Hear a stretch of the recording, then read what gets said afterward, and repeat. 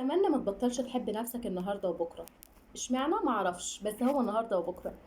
اتمنى انك تاخد بالك من صحتك زي ما بتتأثر لصحة غيرك، وتشرب مية كتير كتير كتير، وتفتكر دايما ان الصحة هي السند الوحيد بعد ربنا سبحانه وتعالى، وتشكر ربنا على النعمة المجهولة اللي بننسى ان احنا نشكر ربنا عليها.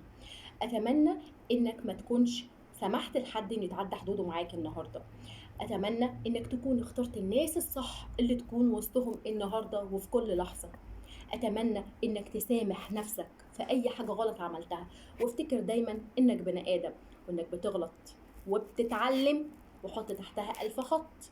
بنغلط وبنتعلم، ولكن نغلط من غير ما نتعلم هنفضل نغلط نغلط نغلط ونحن في البقرة وما بنتعلمش.